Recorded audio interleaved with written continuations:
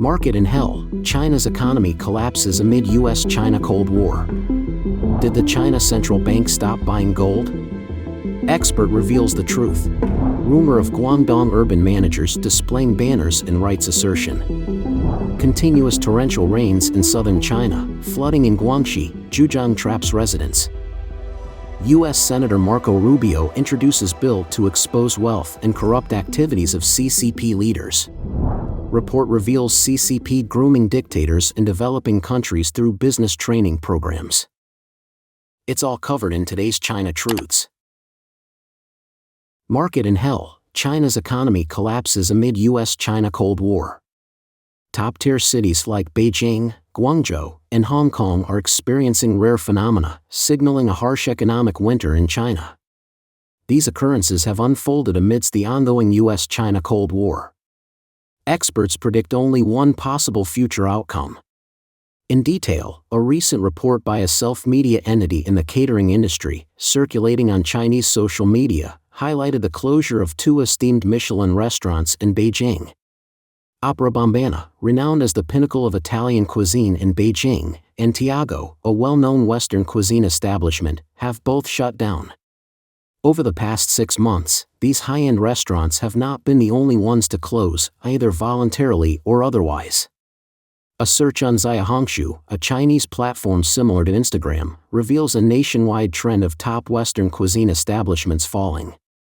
When Chengdu SKP Food Avenue first opened, most restaurants aimed for an average spend of over 1,000 yuan, about $137.82 per customer.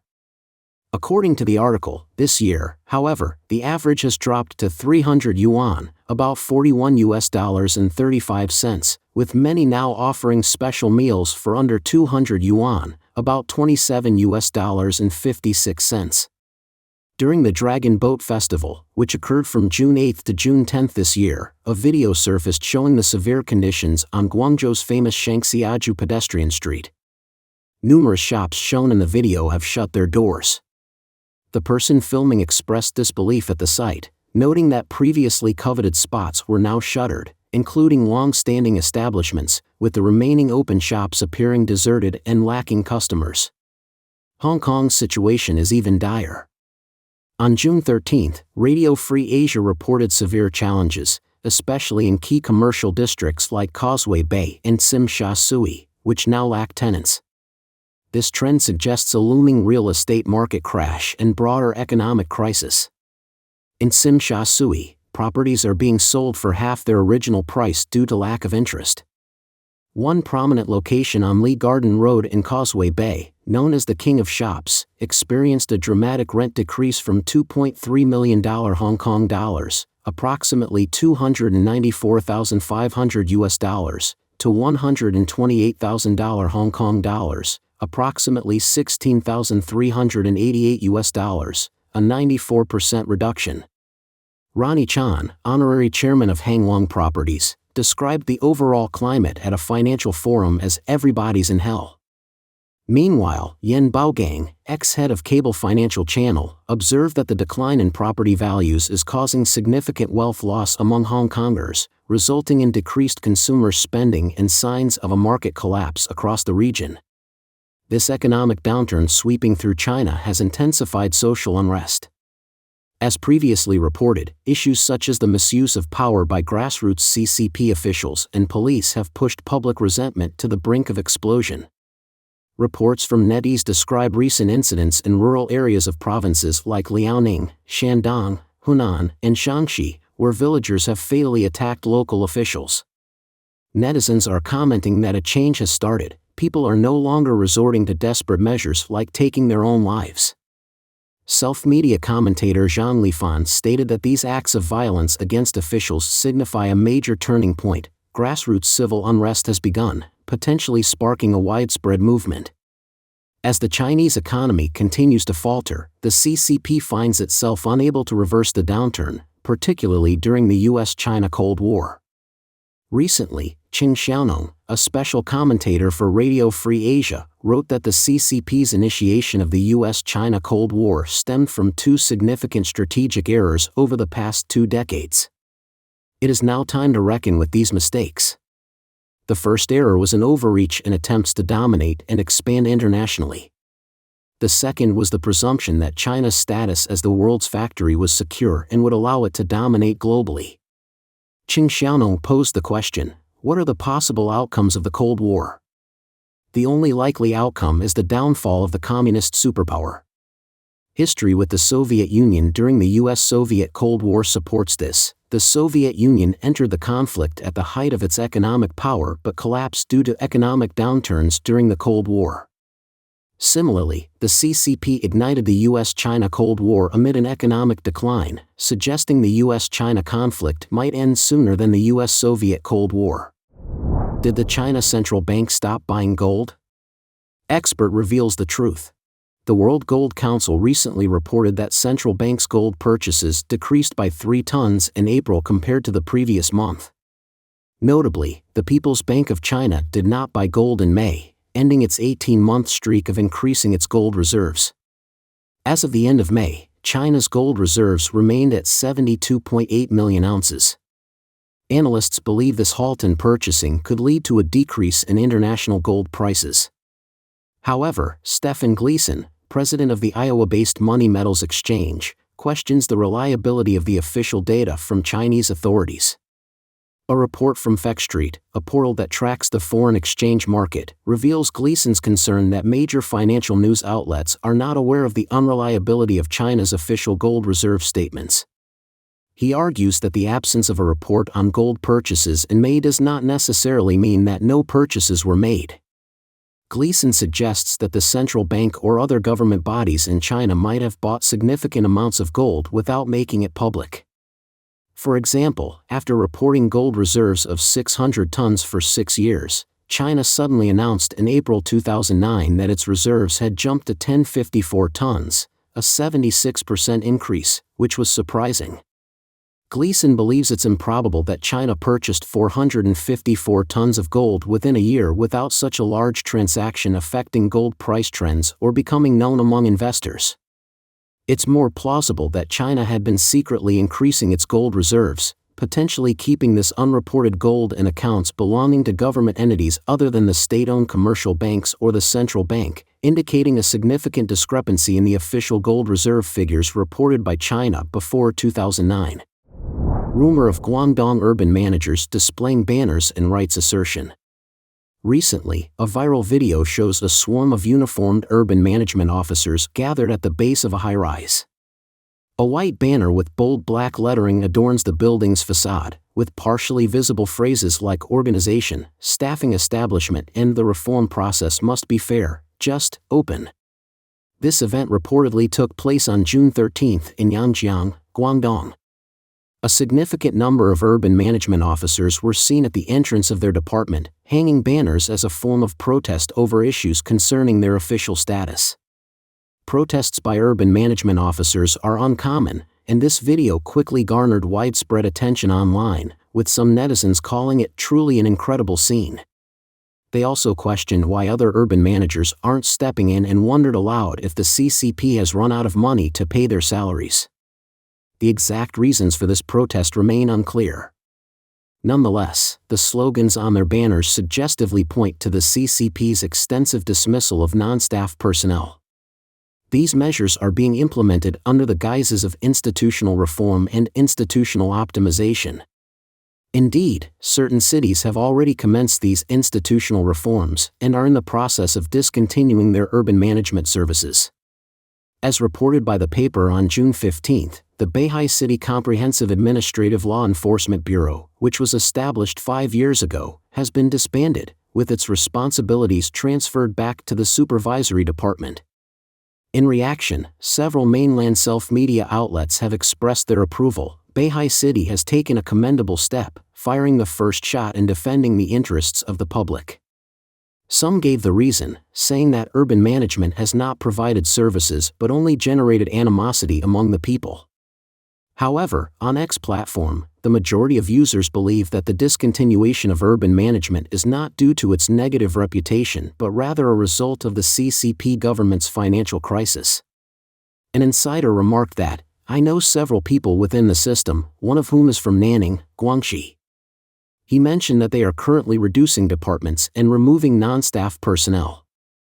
He personally disapproves of the internal systems, but to resign would leave him with no options.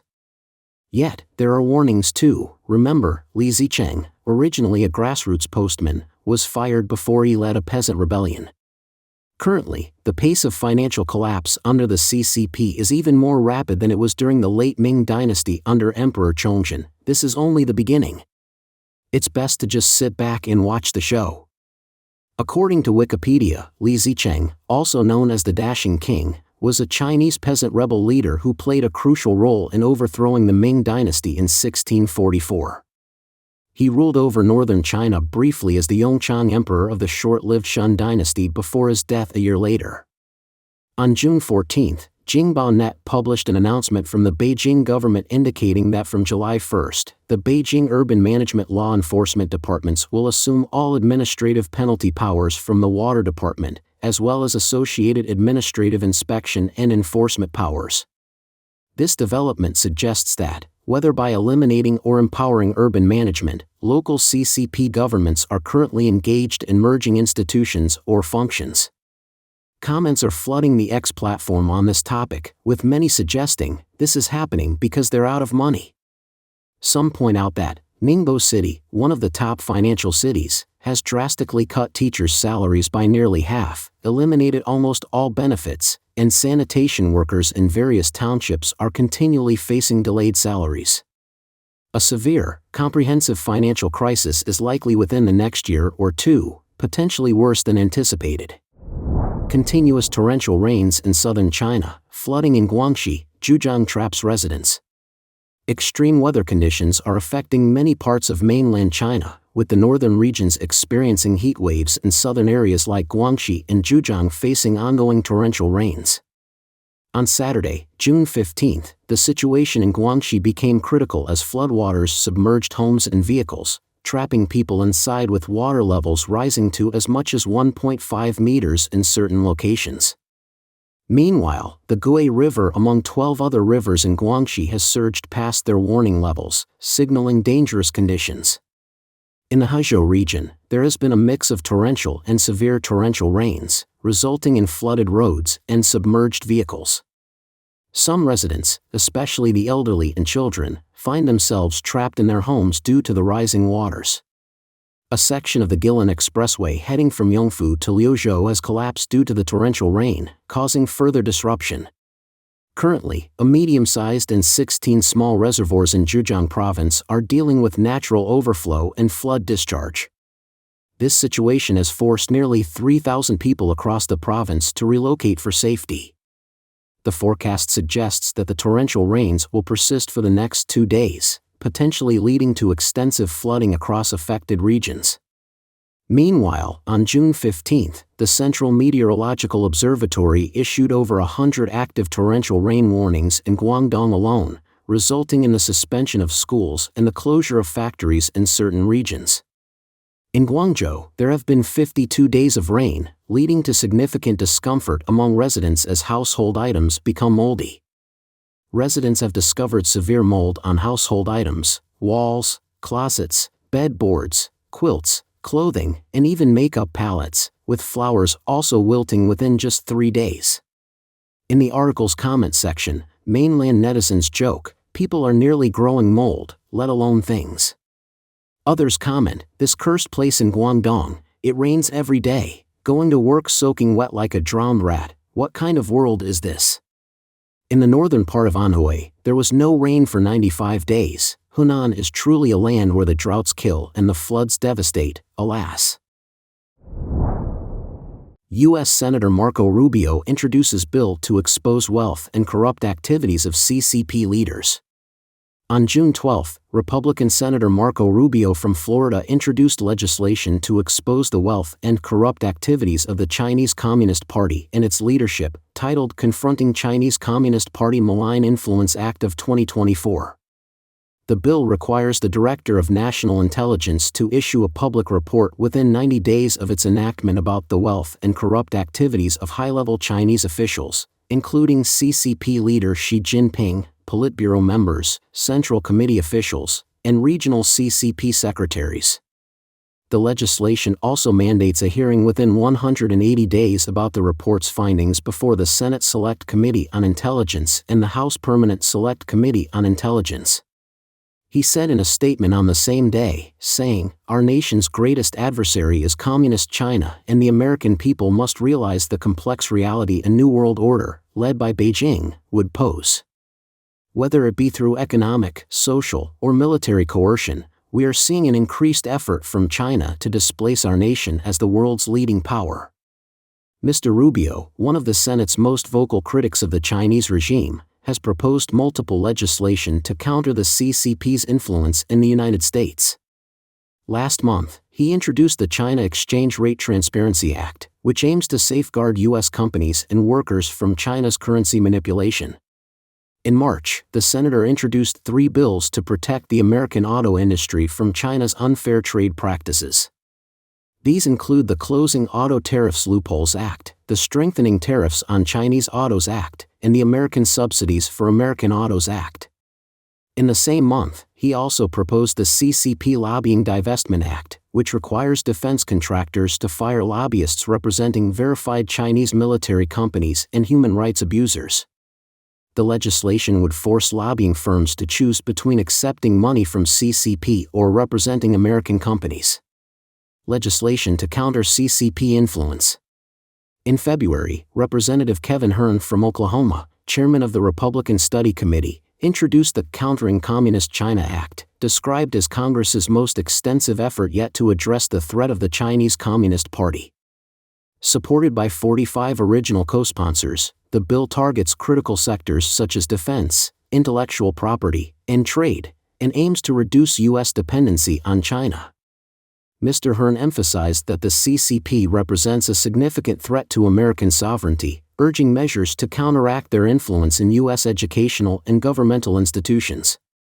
The legislation calls for investment restrictions on Chinese firms involved in technology, military, and surveillance, and proposes ending China's status of permanent normal trade relations. The bill also addresses the U.S. fentanyl crisis by proposing sanctions on Chinese officials and entities linked to the drugs trafficking, and supports legal action by American families affected by fentanyl-related deaths. A House Select Committee report in April highlighted that Beijing subsidizes fentanyl production, contributing to the opioid crisis in the U.S. and aiming to destabilize the country. Daily, fentanyl overdoses result in over 200 American deaths. Additionally, the bill promotes democracy in China through new media initiatives and holds the CCP accountable for human rights abuses. It encourages American production of medical supplies and drugs and seeks to protect U.S. intellectual property and address unfair Chinese trade practices. Report reveals CCP grooming dictators in developing countries through business training programs. The Atlantic Council's Global China Hub has recently released a report titled A Global South with Chinese Characteristics, which exposes the Chinese Communist regime's strategy of disseminating communist ideology and authoritarian governance in developing countries under the guise of business training programs. These programs specifically target officials from regions commonly referred to as the Global South, which includes developing countries primarily located in the Southern Hemisphere, such as India, Indonesia, Brazil, Pakistan, and most nations in Africa and Latin America, with China also being considered a part of this group. These seminars advocate for an autocratic style of governance, positing it as necessary for economic progress. The Chinese Communist Party's Ministry of Commerce sponsored and conducted 795 online seminars for foreign government officials from these countries in the years 2021 and 2022. These seminars are meticulously designed to promote an autocratic governance style, emphasizing the need for authoritarian control to achieve economic development. The curriculum of these training programs incorporates CCP ideology and the political strategies of regime leader Xi Jinping, including the promotion of the Chinese regime's Belt and Road Initiative. This substantial infrastructure loan program aims to broaden the CCP's political influence by embedding its economic and political model into the developing world's governance systems. These findings are supported by data extracted from 1,691 documents obtained from the Academy for International Business Officials, AIBO, under the CCP's Ministry of Commerce. AIBO collaborates with CCP embassies to facilitate these online seminars across the Global South, which involved a total of 21,123 participants over this 2-year period.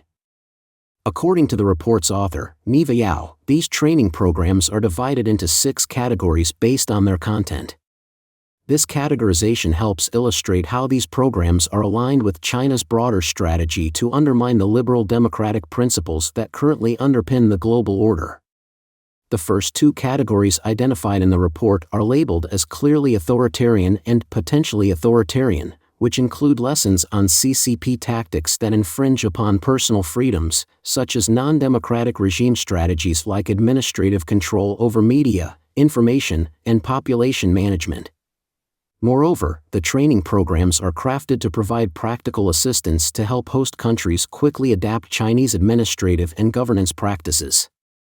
2 specific categories of these programs, identified as Information Operation Access and Security Access, focus on activities that align with the CCP's objectives for collecting intelligence and gaining access to foreign nations' information and security systems. The training also extensively covers CCP ideology and the writings of Xi Jinping, further promoting the Chinese regime's Belt and Road Initiative. The report highlights that these training sessions and related activities promote a China model deeply entrenched in CCP political ideology, emphasizing the centralization of power and economic control. Additionally, these programs are designed to cultivate a sympathetic understanding of Chinese narratives among officials from the Global South, viewed as part of a larger CCP propaganda campaign aimed at creating favorable perceptions of China and the benefits of cooperation with it. The analysis suggests that these programs frequently reinforce the message that the CCP's success is due to its authoritarian governance practices, while simultaneously critiquing democratic values and principles. The report also indicates that there is likely to be a continuation of these trends, with the CCP planning to further expand such programs that promote autocracy and undermine democratic values in developing countries. This strategic dissemination of authoritarian principles is part of the CCP's concerted efforts to expand its influence in the world's poorest countries. This was emphasized by Xi Jinping on June 12, during his video speech at the 60th anniversary celebration of the UN Conference on Trade and Development, where he reaffirmed China's commitment to the Global South, promising to increase imports from other developing countries and enhance trade, investment, and development cooperation. Qing Jinping, an economics professor at Taiwan's National Yunlin University of Science and Technology, characterizes these training programs, managed by the ostensibly neutral Ministry of Commerce, as part of the CCP's strategic initiative under Xi to reshape and dominate the global order, a scope he claims is beyond our imagination. He points out how the CCP, along with Russia, aims to overhaul the traditional global system founded on democratic values like freedom, individualism, and the rule of law, with the goal of swaying Global South nations through these comprehensive training programs propelled by China's economic success. However, Professor Qing noted China's economic downturn, exacerbated by the COVID-19 pandemic and a bursting real estate bubble. He stated, predictions suggest China's economy will continue to decline. Meanwhile, Xi Jinping is tightening his control over society, making the positive narrative about China increasingly difficult to sustain. Qing argued that despite China's faltering economic power, the West retains significant advantages in economic strength and values such as democracy, human rights, and the rule of law. These values, he believes, are key to global peace and prosperity. Strategic response required by the West. Professor Qing urged Western countries to unite and strategically invest resources and aid to support regions overwhelmed by poverty, chaos, and authoritarian rule. This support could help these countries eventually embrace Western values and align more closely with Western alliances. He also called for the West to counteract the CCP's influence by providing substantial aid for infrastructure in the Global South and delivering accurate information to counter China's propaganda. He concluded, the CCP's tactics include a united front and cognitive warfare that many in the Global South may not fully understand, especially recent economic and social challenges faced by China. It's crucial for Western media to expose these realities clearly. Don't forget to leave a comment in the section below to share your opinions on today's topic with us. Make sure to like and subscribe to see more interesting topics from China Truths.